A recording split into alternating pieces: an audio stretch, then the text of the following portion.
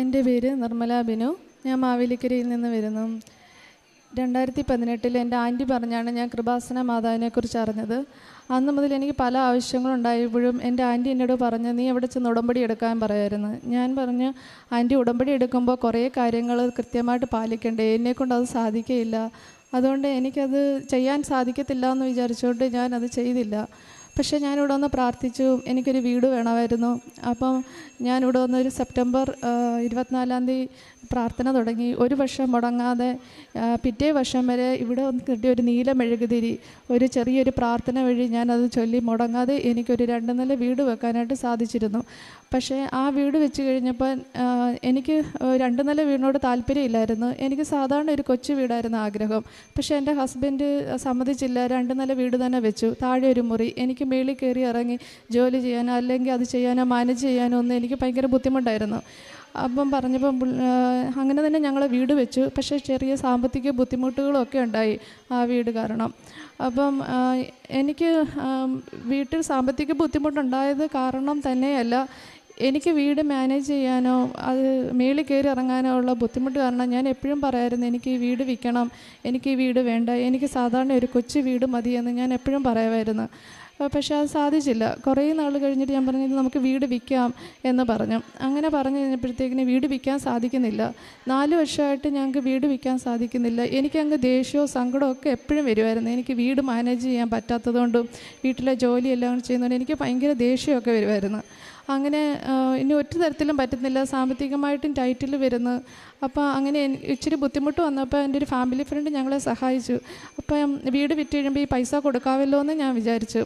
എന്ത് ചെയ്തിട്ടും ഈ വീട് വിൽക്കാനായിട്ട് ഞങ്ങൾക്ക് സാധിക്കുന്നില്ല. ബ്രോക്കർമാർ പോലും കയറാതെ വന്നു. 6 മാസമായിട്ട് പോലും ബ്രോക്കർമാർ കയറാതെ വന്നപ്പോൾ ഇവിടെ ഒത്തിരി പേര് സാക്ഷ്യം പറഞ്ഞായിരുന്നു, നമ്മുടെ എല്ലാം നഷ്ടപ്പെട്ട് നമുക്കിനി ആരും ആശ്രയമില്ലാതായിരിക്കുമ്പോൾ കൃപാസന മാതാവിൻ്റെ അടുക്ക് ചെല്ല്, അപ്പം നിനക്കത് സാധിച്ചു തരുമെന്ന്.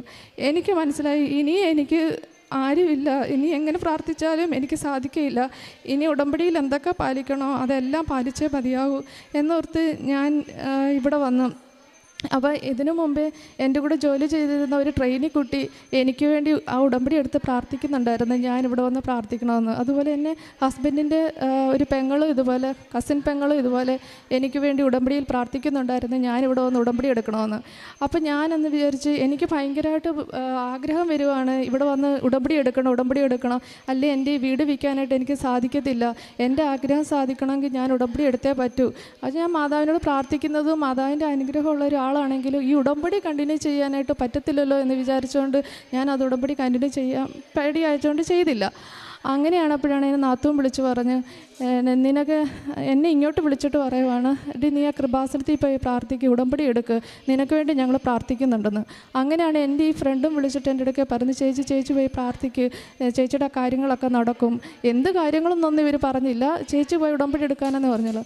അപ്പോഴാണ് ഞാൻ വിചാരിച്ചത്, അന്ന് ഇവർ എനിക്ക് വേണ്ടി പ്രാർത്ഥിച്ചതാണല്ലോ, അപ്പോൾ മാതാവ് അവർ മുന്നിൽ വെളിപ്പെടുത്തിയതായിരിക്കുമല്ലോ ഞാൻ പോയണമെന്ന്. അങ്ങനെ ഒരു ഉൾപ്രേരണ ഉണ്ടായി. ഞാനിവിടെ വന്നു. ഒരു 27 തീയതി 11-ാം മാസം നവംബർ 2022 ഞാനിവിടെ വന്ന് എൻ്റെ ഹസ്ബൻഡുമായിട്ട് ഉടമ്പടി എടുത്ത് പ്രാർത്ഥിച്ച്. പിന്നെ അപ്പോൾ ജനുവരി എനിക്കിപ്പോൾ വീട് വിൽക്കണം. 6 മാസമായിട്ട് ബ്രോക്കർമാർ പോലും വരുന്നില്ല. ഞാൻ ജനുവരി 26-ാം തീയതി എനിക്ക് ഡേറ്റ് ഇട്ട് പ്രാർത്ഥിക്കുന്നതിനെക്കുറിച്ച് ഇവിടെ എല്ലാവരും പറയുമായിരുന്നു. അപ്പോൾ ഞാനും പ്രാർത്ഥിച്ചു. ജനുവരി 26-ാം തീയതി എന്നൊരു ദിവസം റിപ്പബ്ലിക് ദിനം ഞാൻ OLXൽ ഇട്ടിരുന്നു. 26 വരെ എനിക്കന്ന് ഫ്രീ ആയിട്ട് കിട്ടത്തുള്ളൂ. 26-ാം തീയതി ഞങ്ങളുടെ കുടുംബ പള്ളിയിലെ വിശുദ്ധ അന്നാമ്മയുടെ പെരുന്നാൾ. 26 ലക്ഷം രൂപ എനിക്ക് ആ വീടിന് കിട്ടണം. എനിക്ക് 26-ാം തീയതി ഇത്രയും കാര്യങ്ങൾ എനിക്ക് സാധിച്ചു തന്നേ പറ്റത്തുള്ളൂ എന്ന് പ്രാർത്ഥിച്ചുകൊണ്ട് ഞാനിത് പ്രാർത്ഥിക്കാൻ തുടങ്ങി. അപ്പോൾ എല്ലാവരും പറഞ്ഞു കേട്ടിട്ടുണ്ട്, എല്ലാ 13-ാം തീയതി എന്നൊരു ദിവസം മാതാവിൻ്റെ ദിനമാണ്, ആ ദിവസം പ്രാർത്ഥിച്ചാലും നമ്മുടെ ആഗ്രഹങ്ങൾ സാധിക്കുമെന്ന് പറയുമായിരുന്നു. ഞാൻ 13 എന്നുള്ള രീതിയിൽ പ്രാർത്ഥിച്ചിരുന്നു. പക്ഷേ 13-ാം തീയതി നടന്നില്ല. ജനുവരി 26 എന്ന ദിവസം എനിക്ക് സാധിച്ചു തന്നേ പറ്റൂ. എനിക്ക് ഇവിടെ എല്ലാവരുടെ മുമ്പിൽ സാക്ഷ്യം പറയണം, എന്നെ ഒരു സാക്ഷി ആക്കണം, ഞാൻ മാതാവിൻ്റെ മുമ്പിൽ വന്ന് സാക്ഷ്യം പറയുമെന്ന് പറഞ്ഞു. അങ്ങനെ ആയപ്പോൾ എൻ്റെ മുന്നോട്ടുള്ള കാര്യങ്ങൾ ബ്രോക്കർമാർ ഇതുവഴിയൊക്കെയാണ് വരുന്നതെന്ന് പോലും എനിക്കറിയില്ല. 6 മാസമായിട്ട് ബ്രോക്കർമാരും വരാത്ത എൻ്റെ വീട്ടിൽ ബ്രോക്കർമാർ വരുന്നുകൊണ്ടിരിക്കുന്നു. ലാസ്റ്റ് സമയമായപ്പോഴത്തേക്കിനും 26 ലക്ഷം രൂപ വേണമെന്ന് പറഞ്ഞിടത്ത് 25 ലക്ഷം രൂപയ്ക്ക് ഒരു വീടിന് വാങ്ങിക്കാൻ ഒരു ആൾ വന്ന് നിൽക്കുക. ലാസ്റ്റ് കട്ടായപ്പോൾ 26 ലക്ഷം രൂപയ്ക്ക് ഒരു ഫാമിലി വന്നിരിക്കുന്നു. ഈ 2 വീട്ടുകാരും തമ്മിൽ ഇങ്ങനെ നിൽക്കുമോ, ആർക്ക് കൊടുക്കണം എന്നറിയത്തില്ല. മാതാവിനോട് ഞാൻ പ്രാർത്ഥിച്ചത് 26 ലക്ഷം രൂപയാണ്. അപ്പോൾ എന്ത് ചെയ്യണം, ആർക്ക് കൊടുക്കണം? അപ്പോൾ 25 ലക്ഷം രൂപ പറഞ്ഞവർ പറഞ്ഞു, ഞങ്ങളല്ലേ ഈ വീട് വന്ന് കണ്ടത്, ഞങ്ങൾ ഈ വീടിൻ്റെ എല്ലാ ഭാഗങ്ങളും വന്ന് നോക്കി, എന്തെങ്കിലും മാറ്റണമെന്നുണ്ടെങ്കിൽ ഞങ്ങളിതെല്ലാം വന്ന് നോക്കിയില്ല, ഞങ്ങൾക്ക് തന്നുകൂടെയെന്ന് ചോദിച്ചു. അപ്പം മറ്റേ വീട്ടുകാർ വന്നിട്ട് പറഞ്ഞ്, ഞങ്ങൾ 26 തരാമെന്ന് പറഞ്ഞില്ലേ, ഞങ്ങൾക്ക് ആകെപ്പാടെ കൺഫ്യൂഷനായി. അങ്ങനെ ആയിരുന്ന സമയത്ത് ഞാൻ മാതാവിനോട് പറഞ്ഞു, മാതാവ് ഞാൻ എന്താണ് 50,000 രൂപയ്ക്ക് ഞാനിനി ഇവർ വന്ന് വീട് നോക്കി, ഹിന്ദുസ് ഫാമിലി ആയിരുന്നു, അവരറ്റം മൂലം എല്ലാം നോക്കി കുറേ പൈസയൊക്കെ ചിലവാക്കി അവരെല്ലാം നോക്കിയതല്ലേ, എങ്കിൽ മാതാവേ ഞാൻ അവർക്ക് കൊടുക്കുവാണേന്ന് പറഞ്ഞു. അങ്ങനെ ഞാൻ 25 ലക്ഷം രൂപ പറഞ്ഞവർ ലാസ്റ്റ് 25 എങ്കിലും അവരോട് പിന്നെ അവരുടെ മുഖത്ത് നോക്കണമല്ലോ എന്ന് വിചാരിച്ചിട്ട് 26 ഡേറ്റ് ഇട്ട് പ്രാർത്ഥിച്ച് എനിക്ക് 23-ാം തീയതി ആ വീട് വിൽക്കാനുള്ള ഭാഗ്യം എനിക്ക് എൻ്റെ മാതാവ് ഒരുക്കി തന്നു. അതൊരു ഭയങ്കര അനുഗ്രഹമായിരുന്നു. അപ്പോൾ ഈ ഉടമ്പടിയിൽ ഞാൻ വെച്ചിരുന്നു, എനിക്ക് ഒരു ഫാമിലി ഫ്രണ്ട് കാശ് തന്നിട്ടുണ്ടായിരുന്നു, അതും കൊടുക്കണം, എനിക്ക് ഈ കാശിൽ നിന്ന് എനിക്കൊരു വീടും വേണം, എനിക്ക് ഈ ദിവസത്തിനുള്ളിൽ എനിക്ക് വീട് വിൽക്കുകയും ചെയ്യണം. അപ്പോൾ എനിക്ക് ആ ദിവസത്തെ ഉടമ്പടിയിൽ എനിക്ക് പുതിയ വീട് കിട്ടിയില്ല. അപ്പോൾ വീട് വിറ്റ് 2 മാസത്തിനകം അവർ പകുതി പൈസ തന്നിട്ട് കരാറ് എഴുതാമെന്ന് പറഞ്ഞു, ബാക്കി പൈസ തരാമെന്ന് പറഞ്ഞു. അപ്പോൾ 2 മാസം കഴിഞ്ഞു, അവർ കാശ് തരാനായിട്ട് അവർ മൊത്തം പൈസ തരാനായിട്ട് ഞങ്ങൾക്ക് വീട് റെഡിയാകുന്നില്ല. വീട് റെഡിയാതായപ്പോഴത്തേന് എനിക്ക് മാനസികം വിഷയം എന്ന് വെച്ചാൽ നല്ലൊരു വീട് വിറ്റിട്ട് ഇനി അപ്പം ഹസ്ബൻഡ് പറഞ്ഞ് നമുക്കെങ്കിൽ ഒരു കാര്യം ചെയ്യാം, വാടക വീട്ടിലോട്ടും പറയാമെന്ന്. ഞാൻ തകർന്നു പോയി. കാരണം ഇത്രയും ആൾക്കാരുടെ മുമ്പിൽ, എൻ്റെ വീട്ടുകാരുടെയൊക്കെ മുമ്പിൽ വീട് വിറ്റിട്ട് വാടക വീട്ടിൽ പോകുമെന്ന് പറഞ്ഞാൽ ഒരിക്കലും എനിക്ക് സഹിക്കാൻ പറ്റത്തില്ലായിരുന്നു. അപ്പോൾ ഹസ്ബൻഡ് പറഞ്ഞ് വാടക വീട്ടിൽ മാറിയിട്ട് നമുക്ക് ആ പൈസയ്ക്ക് നല്ലൊരു വീട് വെക്കാമെന്ന്. അപ്പോൾ എൻ്റെ ഹസ്ബൻഡ് വെൽഡിംഗ് ആണ് ജോലി, സ്ക്വയർ പൈപ്പിൽ ഇങ്ങനെ ഡൈനിങ് ടേബിളും ദിവാങ്കോട്ടും ഒക്കെ ഉണ്ടാക്കുന്ന ആളായിരുന്നു. അപ്പോൾ എനിക്ക് ഈ സ്ക്വയർ പൈപ്പ് വെച്ച് വീട് വെക്കുന്നതിനോട്ട് കട്ടളയും ജനലും ഒന്നും അങ്ങനെ പണിയുന്നതിന് എനിക്ക് താല്പര്യമില്ലായിരുന്നു. ഞാൻ മാതാവേ എനിക്ക് അങ്ങനത്തെ വീട് താല്പര്യമില്ല, എനിക്ക് സാധാരണ ഒരു കൊച്ചു വീട് താമസിക്കാൻ പറ്റുന്ന ഒരു 2 മുറിയോ ഒരു 3 മുറിയോ ഉള്ളൊരു വീട്, എനിക്ക് എല്ലാവരും അങ്ങനെ പ്രാർത്ഥിക്കാറുണ്ടല്ലോ, ഞാൻ അതേ ആഗ്രഹിക്കുന്നുള്ളൂ, എനിക്ക് അങ്ങനത്തെ ഒരു വീട് വാങ്ങിച്ച് തരാമോ എന്ന് ചോദിച്ചു. എന്നിട്ടും ലാസ്റ്റ് ആയപ്പോഴത്തേന് വീട് കിട്ടുന്നില്ല. വീട് കിട്ടാതായപ്പോഴത്തേന് ഞാൻ ആകപ്പാടെ തകർന്ന, ദൈവമേ അവങ്കിലേക്ക് നോക്കിയവർ പ്രകാശിതരായി, അവൻ ലജ്ജിപ്പാൻ നീ അനുവദിക്കയില്ല. ഈ എളിവൻ നിലവിളിച്ച് കർത്താവ് കേട്ടു, സകല കഷ്ടതകളിൽ നിന്നും നീ എന്നെ രക്ഷിച്ചു എന്നുള്ള വാക്ക് സങ്കീർത്തനം 34 പറയുന്നത് പോലെ ഞാൻ ദൈവത്തോടും മാതാവിനോടും ഒക്കെ പ്രാർത്ഥിച്ചു. സത്യം പറഞ്ഞാൽ മാതാവ് എനിക്ക് 2ാമത്തെ ഉടമ്പടി വെച്ചപ്പോൾ ഞാൻ ആഗ്രഹിച്ച രീതിയിൽ തന്നെ ഒരു വീട്, ഞാൻ എന്താണോ ആഗ്രഹിച്ചത്, പണ്ടത്തെ ഗൾഫാരുടെ വീടെന്ന് പറയാം, എല്ലാവരും കണ്ടിട്ട് അതാ പറഞ്ഞത്, എന്നെ അതേ രീതിയിലുള്ള വീട് തന്ന് ഞാൻ 3 മുറി ആഗ്രഹിച്ച വീട് എനിക്ക് 2 മുറിയും ഒരു അടുക്കള, ഒരു തിണ്ണ, ഒരു ഡൈനിങ് ഹാള്, ഒരു ഹാള്, ഒരു ബാത്റൂമുള്ള ഒരു വീട് എനിക്ക് എൻ്റെ മാതാവ് തന്നു. അപ്പോൾ ഞാൻ വീട് കിട്ടിയപ്പോൾ തന്നെ സാക്ഷ്യം പറയാൻ ഇവിടെ വന്നപ്പോൾ സിസ്റ്റർ എന്നോട് പറഞ്ഞു, മോളെ നിനക്ക് ഒരനുഗ്രഹമല്ലേ കിട്ടിയുള്ളൂ, നിനക്ക് വീട് കിട്ടിയില്ലല്ലോ, നിൻ്റെ സാമ്പത്തിക കടം വീട്ടാനുള്ള കാശ് നിൻ്റെ കൈ കിട്ടിയില്ലല്ലോ, നീ ആ സാക്ഷ്യം അത് കഴിഞ്ഞ് വന്ന് പറഞ്ഞായിരുന്നു. അന്ന് മുതൽ എനിക്ക് തിടുക്കമായിരുന്നു. എനിക്ക് തന്ന ഈ അനുഗ്രഹം എൻ്റെ അമ്മയുടെ മുമ്പിൽ വന്ന് എല്ലാവരുടെയും മുമ്പിൽ വന്ന് എനിക്ക് സാക്ഷ്യം പറയണമെന്ന് പല പ്രാവശ്യം ഞാനിവിടെ വന്ന് സാക്ഷ്യം പറഞ്ഞത് സിസ്റ്ററിന് അറിയാം. അപ്പോൾ സിസ്റ്റർ പല പ്രാവശ്യം വന്നിട്ട് എനിക്ക് പറയാൻ സാധിച്ചില്ല.